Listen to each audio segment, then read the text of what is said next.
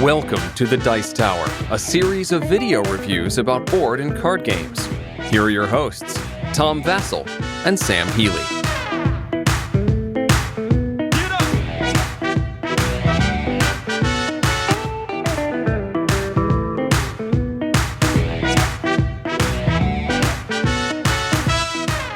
AEG this year at Essen announced that they had a surprise game coming.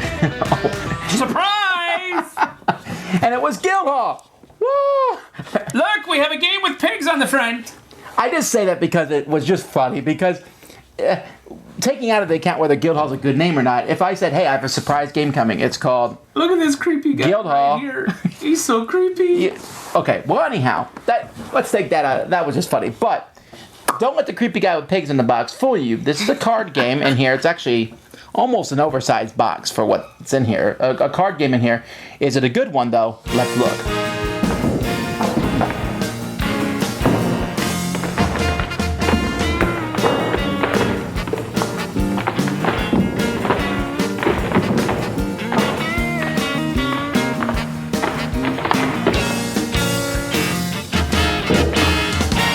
At the beginning of the game, you put 5 victory point cards out here with another deck that when someone takes one of these, it's replaced by one of the cards from that deck. And then there's victory point chips. And as the game progresses, you're getting chips and cards, and the first person to get 20 of these is the winner.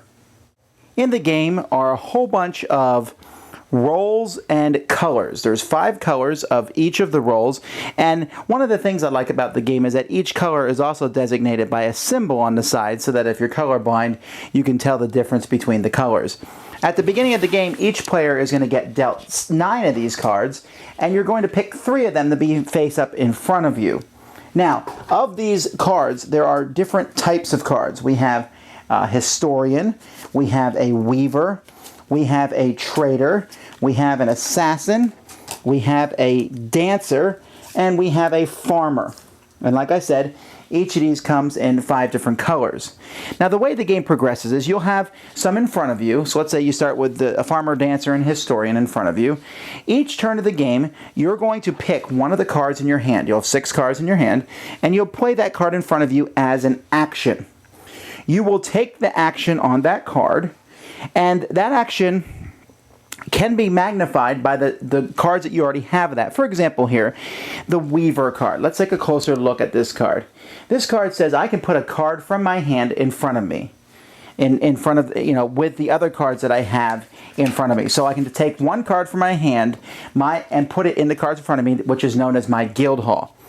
But if I have 2 Weavers already in front of me, I can take 2 cards, put them on the table, then put 1 card back in my hand. If I have 4 Weavers on the table when I play this one, I can take as many cards as I want, put them back in my hand, and then put 2 cards from my hand, from my Guildhall back into my hand. So the Weaver lets you exchange cards, but the more Weavers you have out, the more you can do. The Historian lets you go through the discard pile and take cards out and put them into your Guildhall. You take the top one if you have no Historians, but the more Historians, you can search through the whole deck and find them. The Dancer lets you draw more cards for your hand, but also allows you to take an extra action. The Farmer is how you get victory points. You need 1 farmer out on the board already to take one of those tokens, but once you have 3 farmers out there, you take 2 tokens each time that you play a farmer. The Assassin is a way to take out cards in front of other people. Here I can take out 1 card. Here 1 card from 2 different groups. Here 2 cards, and get rid of those. The Trader is a way to switch my cards with the other person. Now, what you're trying to do is you're trying to build up your Guildhall. And the reason you're trying to build up your Guildhall is because if you ever get all 5 colors of the same type. So let's say I get all 5 colors of the Dancer. A blue, a green, a yellow, and a purple Dancer. Now, when that happens, I'll be able to take this and turn it over, and that's a completed guild, and then you can see these victory point cards here. I can turn in a completed guild to get any of these. These need 2 completed guilds to get them. You say, well, why would you take the 2 or the 3 when you can get the 4? Well, when you take them, many times there's an action. Like this one here lets me put cards from my hand in my Guildhall. This one here, instead of taking 9 points, I might take 7 points and then take 2 more actions. One more thing about actions, when you play an action card, you can't play one that's the exact one that you already have in your Guildhall. So let's say, for example, I have these 4 dancers in front of me, and I would love to play another dancer because I get to draw 1 card for each dancer that I have. That'd be great. But I only have a red dancer, can't play it because I already have a red dancer. The only dancer I can play in this situation is a blue dancer. And so that's basically how the game plays. You're constantly playing cards. At the end of your turn, you can discard as many cards from your hand as you want to draw back up to 6.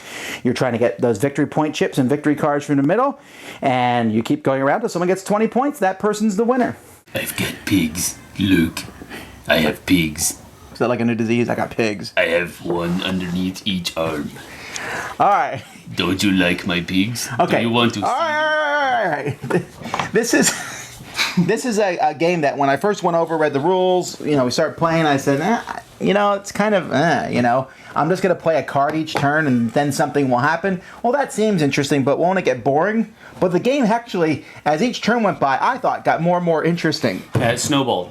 Because each person that you play, each type person, has a very different effect, especially when you start multiplying them. Mm-hmm. At first, you'll feel, assassin, I will kill your people, ha ha ha. But then you're like, you know what? Instead of killing your people, I'm going to try to build my own things up better. Mm-hmm. And then you're like, oh, that's great. And then the killings begin. Mm-hmm. Yeah. So it's I don't know how to explain it. It has roll cards, which is something I know you really like. Mm-hmm. But in this one, you kind of get whatever you draw, although you can basically wipe your hand every turn if you want. Yeah. But the roll cards get stronger as you play more and more of them, and that's a concept I don't see often in games. No, it's cool. Once you get more and more copies of it, the power of the card increases to where you're able to do more, not really more diverse things, just more.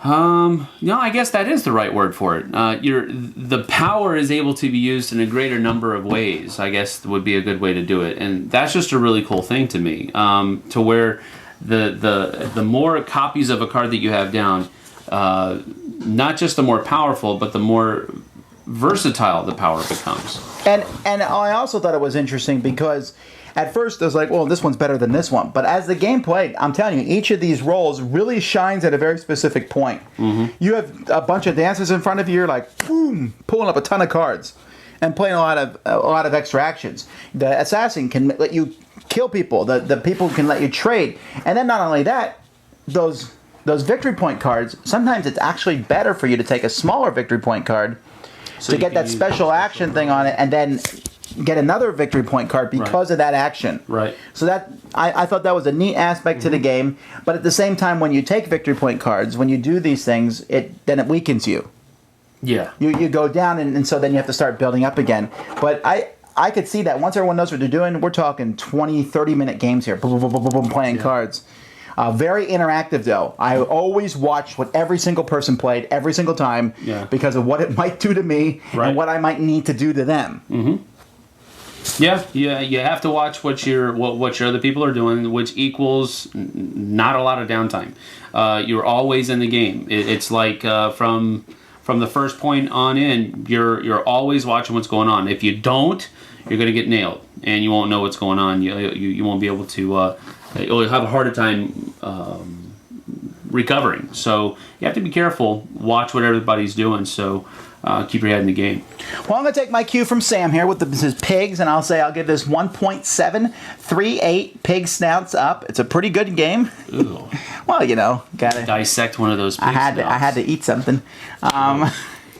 Eating a pig snout would be gross. Oh, that's like where the snot comes out. Okay, anyhow, it was a fun, fast, interactive card game with some pretty good artwork on it. Like the artwork, very catchy, just interesting. So, and you? I'm going to give it 2 dancers up. Sorry. All right. 2 dancers up. So we like this game. There we go. Lots of fun. Guildhall. Go buy it. Thanks so much for watching the Dice Tower videos. Find more great videos and reviews, as well as our top-rated audio podcast at Dicetower.com. You can also find the latest board game news at Dicetowernews.com. I'm Eric Summerer, and you've been watching The Dice Tower. The Dice Tower is sponsored by Fun Again Games, the world's best game source. Fun Again Games has over 5,000 games available. Check them out at funagain.com.